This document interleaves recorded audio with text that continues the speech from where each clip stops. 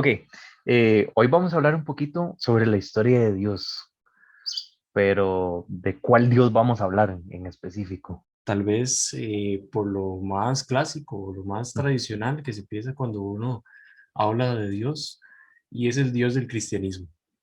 Sí, porque digamos, concepciones de Dios hay muchas, ¿verdad? Pero vamos a hablar específicamente del Dios monoteísta, ¿ok? Como el Dios de las religiones monoteístas, que serían el cristianismo. Sí, tenemos el Islam y Ujú. tenemos el judaísmo. Ok, ok, Sí, que se perfecto. conocen como las tres religiones abrahámicas, Ujú. porque según estas tres tradiciones se cree que Abraham es el padre de la fe de estas tres religiones. Y que Abraham fue el primero que tuvo como ese contacto con este Dios monoteísta en el que se empezó a realizar un pacto. Pero es que ahí hay un asunto. O sea, ni siquiera sabemos de la historicidad de Abraham, ¿ok? Entonces, pero eso es como un tema aparte. Entonces, lo primero que podemos ir conversando es sobre como los dos posibles orígenes de esta idea de este Dios monoteísta, ¿ok? Porque, bueno, según la tesis del profesor Gustavo Bueno, él lo que proponía es que la idea de Dios fue evolucionando, ¿ok? Que primero fueron los númenes, ya después se fue haciendo una idea animista, ¿ok? Ujú. Ya después empezó como la idea politeísta y ahí fue donde arranca la idea monoteísta, que es de la que vamos a hablar, ¿verdad? Entonces, el primero de los orígenes es la historia de Akenatón, ¿ok? Que de Akenatón sí se tiene historicidad, o sea, se sabe que Akenatón existió, se sabe que Akenatón propuso como este culto monoteísta, ¿ok? Que es el primero del que se tiene registro en Egipto, y ahí vino un problema, ¿verdad? Que fue una decisión más que teológica, fue una decisión política, ¿verdad? Sí, fue una decisión política que no le gustó pues, a los sacerdotes de la época y que iba en contra de lo que ellos creían que era la divinidad, ¿verdad? O sea, ellos tenían la concepción de múltiples dioses y viene Akenatón y rompe con esas ideas, con ese paradigma de pensamiento, causando una revolución, ¿verdad? En ese momento. Pero sí, es el primero que tenemos en la historia que habla de Dios como un solo ser. Un solo Ok, ser. sí, ahí el conflicto vino porque él al establecer el culto a un único Dios, pues los sacerdotes que se encargaban de todas las diferentes divinidades, pues ya no tenían como un lugar, ¿verdad? Dentro de toda esta economía, porque había mucha economía alrededor, ¿verdad? Entonces, eh, hubo, como decís vos, una revuelta, más que todo por defender los intereses de todos estos sacerdotes y todos estos lugares de culto que tenían que mantenerse con los recursos del imperio. Sí, sí, sí, sí. Y es curioso porque Kenatón lo representa como un disco, como el sol. Y a través de, ya digamos, hablando de la historia, digamos, de la humanidad, el ser humano siempre ha relacionado lo divino con los astros, que las estrellas, que el sol, que la luna. Entonces, hay como esa inclinación siempre a ver los astros como dioses. Entonces, Akenatón no solo es el primero que plantea el monoteísmo, sino que, por así decirlo, copia de antiguas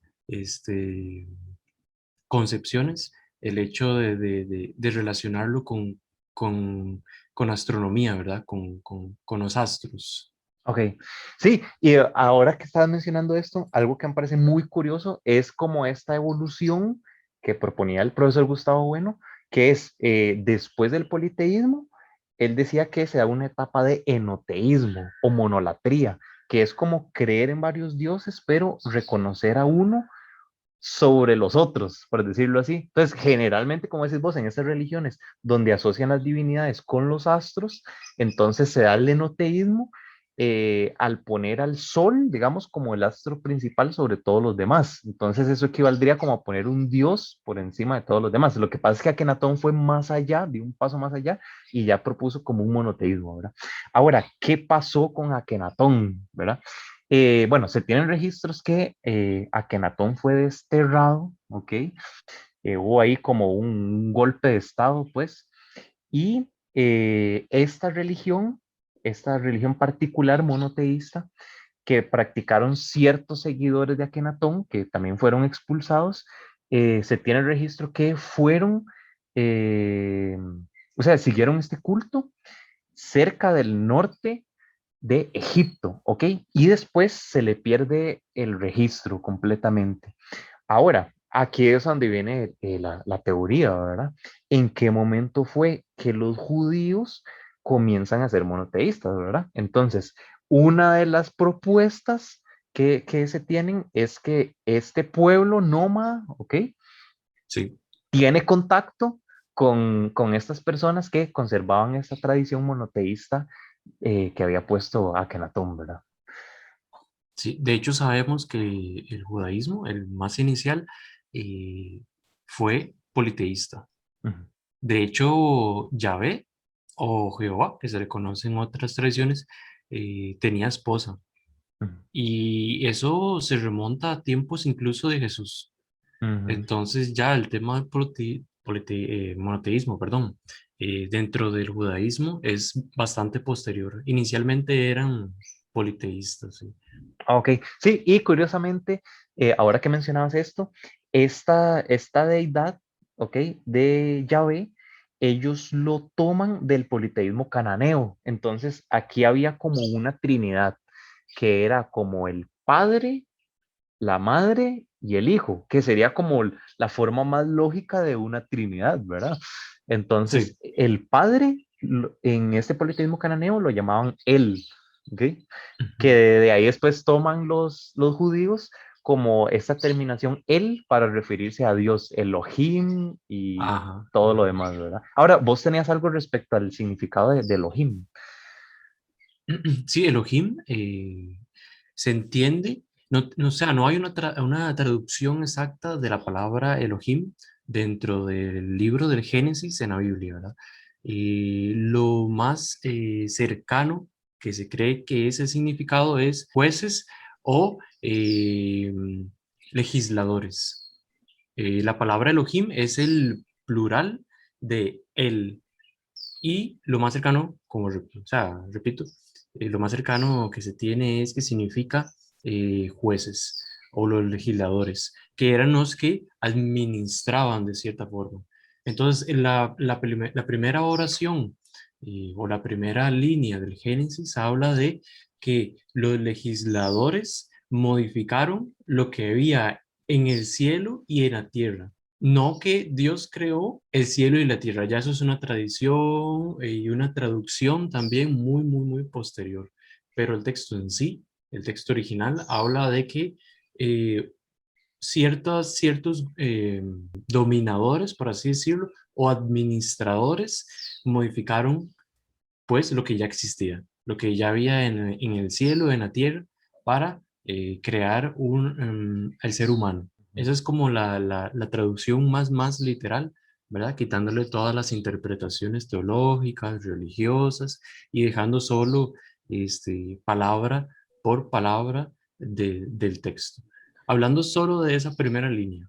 Ok, sí, y bueno, retomando lo de la Trinidad del politeísmo cananeo, bueno, el padre se llamaba El, la madre se llamaba Aserá, ¿ok? Que ya ahí vos Ajá. ahorita vas a comentar algo sobre Aserá. Y el hijo, ¿ok? Se llamaba Baal. Entonces aquí viene como lo curioso y lo controversial, ¿verdad? Que, bueno, del nombre Baal, ¿ok? Se deriva el nombre Belcebú, que nosotros escuchamos ese nombre, Belcebú, y lo asociamos de una vez, pues, un demonio, algo negativo, ¿verdad? Pero curiosamente, lo que hicieron los judíos fue tomar estos dioses del politeísmo cananeo, pero después de que los tomaron, desvirtúan, ¿ok? los dioses originales del politeísmo cananeo. Entonces, ellos comienzan a hacer como una campaña de desprestigio contra estas deidades, ¿verdad? Y ellos asocian el nombre de Baal, ¿ok? Y forman la frase Baal Zbuf, que era algo así como el señor de las moscas Sí, o asociado con las moscas. Entonces ahí fue donde se empezó a desvirtuar la palabra hasta que se formó la palabra Belcebú, que ya después se hicieron todas estas representaciones, ya de este casi demonio, como un kraken, como una cuestión así, ¿verdad? Pero todo eso es iconografía judaica, ¿ok? Porque la figura original de Baal era un hombre saludable, un guerrero que era hijo de Dios. Entonces, curiosamente aquí viene la idea del hijo de Dios, es tomada del politeísmo cananeo. Y pues esta deidad, este él, ¿ok? Es el que es tomado como ese Dios único, ¿verdad? Ahora, si puedes comentar un poquito sobre Aserá y las estatuillas, ¿verdad? Algo habíamos hablado de eso. de la esposa de Yahvé. Sí. Sí, se sabe que se han encontrado estatuillas, incluso, como decía anteriormente, en la época muy, muy cercana a la de Jesús histórico, ¿verdad? Se cree que el mismo Jesús pudo tener en su casa una estatuilla de la esposa de Yahvé, porque era muy común en esa época, en ese entonces, pues tener, como ahora muchas familias cristianas tienen una imagen de la Virgen, ¿verdad? En ese entonces era común tener una estatuilla de Aserá. Tiempo después, cuando se hicieron las excavaciones en esas áreas de Jerusalén y así, se encontraron, pero cientos de estatuillas. Entonces era como muy común para el judaísmo de esa época, este, el politeísmo, porque era como un tipo de, o sea, era una diosa casi con las mismas, este, con las mismas capacidades o poderes, se puede decir, que el dios principal. Ok. Sí, y algo habíamos comentado sobre la primera destrucción del templo, que algo habían interpretado los judíos como que Dios se había enojado porque había una adoración a más de un Dios. Entonces que a partir de ahí fue que ellos fijaron, no, o sea, ya no vamos a adorar más a Será, sino que ahora vamos a seguir solo con él, con Sí, este. sí, Ajá. sí, después de la destrucción del templo y después del exilio en Babilonia, Ujú. ¿verdad? Que muchos judíos fueron llevados eh, como esclavos a Babilonia. Es cuando ellos hacen como una interpretación de esa situación y dicen, no, no, esto lo que fue, esto es un castigo por no haber respetado la adoración a un único Dios como lo había dejado escrito Moisés, ¿verdad? En los mandamientos. Ok. Entonces ellos como que hacen un análisis, ¿verdad? Casi que moral y dejaron la adoración de todos los demás dioses en los que ellos creían. Lo que pasa es que esta cultura, este grupo, de los judíos, estaban rodeados de muchísimas otras religiones, ¿verdad? Entonces hay mucha influencia. Ahí hay Ujú. un sincretismo en muchos niveles y influye en la religión eh, judía. Entonces, era normal que hubiera un tipo de adoración a otras deidades. Ok, ahora, algo curioso, ahora que mencionas la figura de Moisés, ¿verdad? Que, bueno, hay muchísimas dudas sobre la historicidad de este personaje de Moisés, ¿verdad? Porque primero, en la historia del Éxodo, se habla de un periodo de cautiverio del pueblo hebreo, ¿ok? En Egipto, pero no hay registro de que tal cosa haya sucedido. O sea, y más de o sea, de un pueblo tan grande como se describe en el Éxodo. O sea, se tienen los registros, ¿ok? De los acontecimientos más importantes en Egipto y no hay nada registrado al respecto, ¿verdad? Yo creo que vos algo tenías sobre esta cuestión del Yam Suf, ¿verdad? Bueno, para complementar, tal vez decir que los hebreos de ese entonces eran al principio nómadas, ¿verdad? Como sabemos, y ya después se fueron estableciendo. Pero era un pueblo que era como complejado. O sea, se dice que es un pueblo complejado porque era un pueblo pequeño. Era un pueblo, en otras palabras, y aunque suene un poco fuerte, insignificante, a la par de otros, como puede ser el de los babilonios, ¿no? El de Persia, Egipto, ¿verdad? O sea, eran apenas un grupo pequeño que no tenía una identidad. Es ahí cuando los hebreos quieren y empiezan a crear una identidad dentro de esa región, ¿verdad? De Cananea. Y es ahí cuando ellos empiezan a crear sus propias historias, basándose en historias que ya existían. Entonces vemos que en el Pentateuco, que ellos lo conocen como la Torá, ellos toman y modifican y adaptan historias de otros pueblos. Ahí podemos encontrar el diluvio del Génesis, incluso el personaje de Moisés, ¿verdad? Moisés, incluso el nombre de Moisés es un nombre egipcio y está muy relacionado con historias egipcias. Lo que pasa es que está adaptado para darle eh, una cierta identidad, una cierta importancia al pueblo hebreo, al pueblo, a la nueva religión, ¿verdad? Que se estaba fundando y también como pueblo. Sí, sí, y bueno, curiosamente había escuchado que hay personas que proponen que Moisés es Akenatón, ¿ok? Porque coincide en que Moisés fue como este gobernante egipcio que después fue exiliado y todo lo demás. Lo que pasa es que la segunda parte de sacar al pueblo hebreo parece que eso nunca pasó, porque el pueblo Mm. hebreo nunca estuvo en exilio en Egipto, ¿verdad? Pero parece que la primera parte de la historia sí calza con ese personaje de Akenatón. O sea, como que tomaron la historicidad de este personaje y le agregaron elementos, como por ejemplo que era de sangre judía, cosa que de Akenatón era egipcio 100%, ¿verdad? Al final lo que tenemos es como un rompecabezas, ¿verdad? Aquí de historias, de tradiciones, eh, también de mucha manipulación.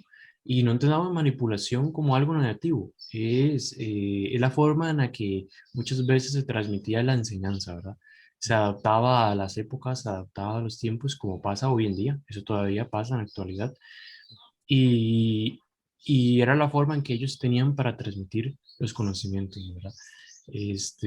Pero sí, se incluían muchos elementos fantásticos, como por ejemplo que se abrió el mar muerto. Ya sabemos que eso no es posible, que lo que pudo haber pasado es que ellos lo que transitaron fue un cañaveral, era un tipo de pantano que es común en esas zonas y no el mar muerto en sí. De hecho, la palabra Jan Suf no significa mar muerto, sino que significa un mar de cañas, que al final es un pantano, un cañaveral, ¿verdad? Que pues con el tiempo se fue traduciendo a mar muerto, pero en sí no es el mar muerto. Entonces, se incluían muchos elementos fantásticos y ocurre en todos los escritos que tienen como ese estilo literario. Ahora, ya hablamos como uno de los posibles orígenes del monoteísmo. Ahora viene como el posible segundo origen del monoteísmo, que sería el zoroastrismo, ¿ok? Aquí es curioso porque de Zoroastro no hay, o sea, casi no hay registros históricos. Lo que se tiene de Zoroastro son, pues, historias fantásticas, de verdad. Pero no se sabe si coincide con algún personaje histórico persa, ¿ok? Ahora, aquí es donde viene el problema. De Akenatón sí se sabe que él vivió y gobernó más o menos siglo XI, ¿ok? Siglo XII, siglo XI antes de Cristo.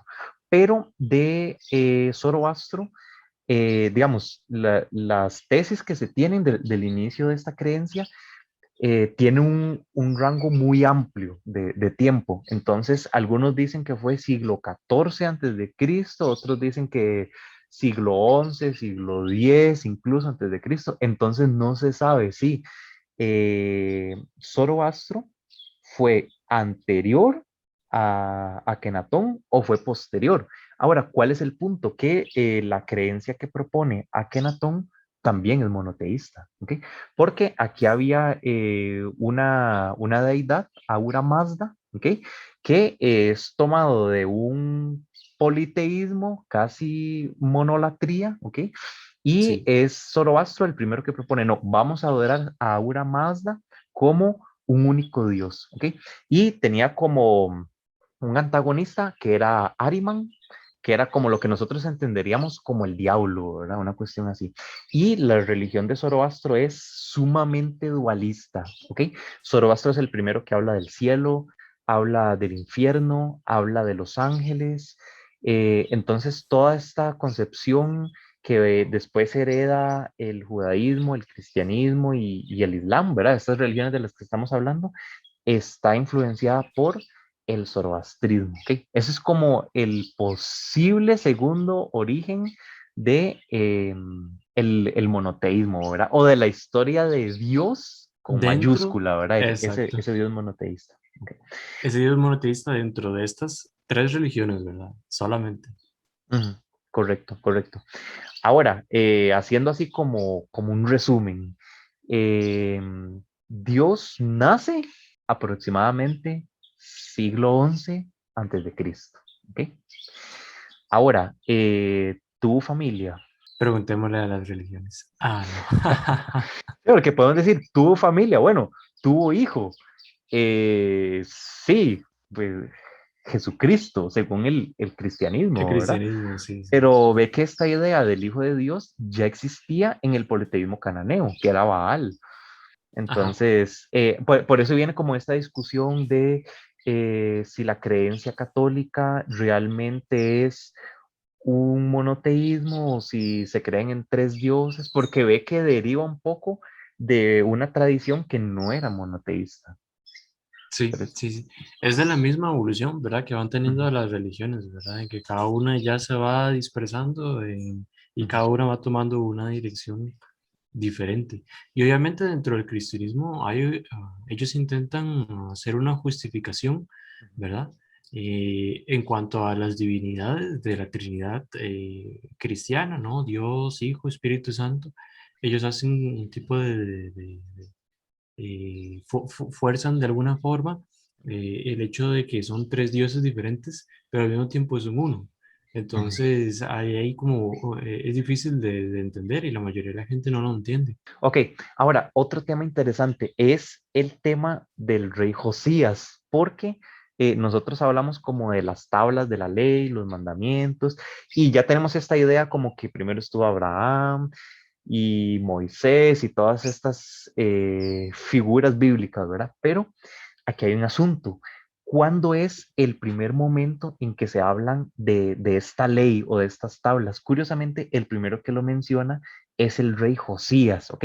Que de él sí hay historicidad y del rey Josías en adelante ya se empieza a hablar como de un cuerpo, como de una ley, ¿verdad? Ahora, ojo, ¿cuál es la justificación que da el rey Josías? El rey Josías lo que dice es que él encuentra unos manuscritos en el templo, ¿ok? Entonces, que él encuentra esos manuscritos que estaban ahí durante muchísimo tiempo y que aquí es donde se habla ya de todas estas figuras, de Moisés, de toda esta ley, pero se rumora o hay personas que postulan que es el rey Josías el que escribe las tablas de la ley, ¿ok? Y que es él el que propone esta idea monoteísta de nuevo como una decisión política, ¿ok? Y no tanto teológica, ¿ok? Que es él el que define, ¿ok? Para cuestiones de nuestra comunidad nos conviene más ser monoteístas, nos conviene más tener estas leyes donde se prohíbe no matar, no robar y bueno, los mandamientos como los conocemos como tal, ¿verdad? Y como para darle validez, el rey Josías atribuye estas leyes a un personaje histórico que era Moisés, que ya se venía como hablando, rumorando de esta figura egipcia que había gobernado, que de nuevo podría ser Akenatón, ¿ok? Entonces es el rey Josías el que le atribuye las tablas de la ley a este personaje egipcio adoptado por los judíos, ¿ok? Exacto. Sí, y muy común eh, era que se le atribuyera a Dios y cosas de este tipo, ¿no? Ujú. Estas leyes se crearon para normalizar la sociedad, para regular, mejor dicho, la sociedad, y para que tuvieran un peso, una validez y funcionaran en esa sociedad, tenía que atribuírsele a Dios.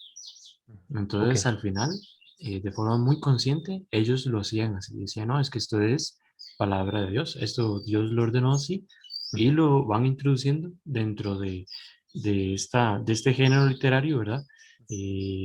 Creando toda una historia, ¿no? De que Moisés fue al monte Sinaí y que ahí recibió unas tablas escritas por Dios, y así. Entonces se va creando esas historias y la gente las consume. No es una forma de engaño, es que así funcionaba en ese entonces. Así era como se, se enseñaba, ¿verdad? Lo que era la moral de la época.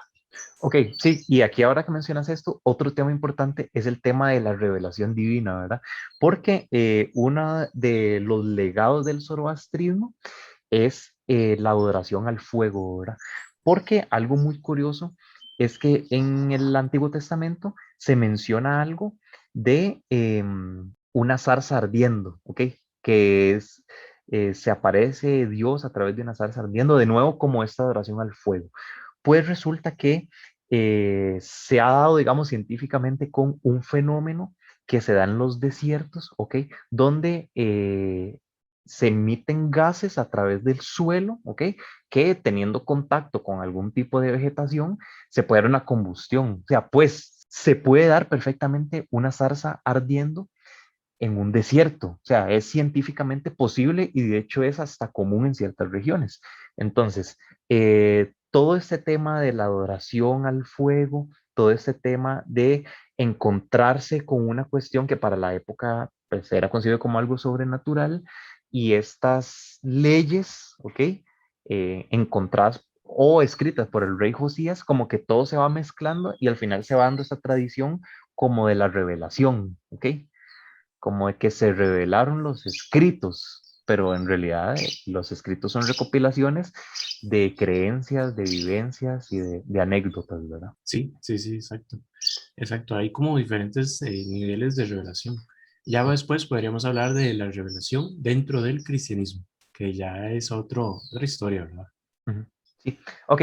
Y otra pregunta, ¿verdad? Ya estamos hablando sobre Dios, cuando nació, si tenía familia. Ahora, ¿cuándo murió?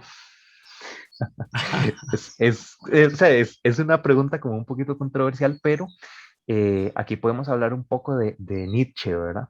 Porque este autor proponía la muerte de Dios, pero hay que saber interpretarla, ¿verdad? No es que él hablaba literalmente de la muerte de Dios, sino que lo que se refería a Nietzsche era como de la muerte de esta cuestión moral absoluta o de esta cuestión metafísica de la moral, de la verdad, ¿ok? Que es lo que hablaba Nietzsche, que no existen hechos, solo interpretaciones, ¿verdad? Que esta cuestión de lo bueno, lo malo, es una cuestión como más subjetiva, ¿ok? Entonces, cuando se refiere Nietzsche a la muerte de Dios, es más que todo como a la muerte de estas verdades que nosotros entendemos como absolutas, como reveladas, como metafísicas, ¿verdad? Ok, ahora, no podemos decir que después de Nietzsche ya Dios murió, ¿verdad? Porque todavía se conserva muchísimo esta cuestión del monoteísmo, de esta creencia en este Dios único, ¿verdad? Tanto así que las religiones más practicadas del mundo son monoteístas, ¿verdad? La primera religión más practicada del mundo ahorita es el cristianismo, en primer lugar. Cristianismo entiéndase tanto catolicismo como protestantismo, ¿verdad? La segunda religión más practicada del mundo es el Islam, que parece que van en aumento, ¿verdad? Y el judaísmo, pues tal vez no es una religión tan practicada porque no es una religión tan proselitista, o sea, no le interesa tener tantos seguidores, sin embargo, tiene una tradición muy fuerte, ¿verdad? La tradición del judaísmo. Entonces, no podemos decir que Dios haya muerto, digamos, dentro del imaginario colectivo o dentro de la cultura, todavía está muy presente, ¿verdad?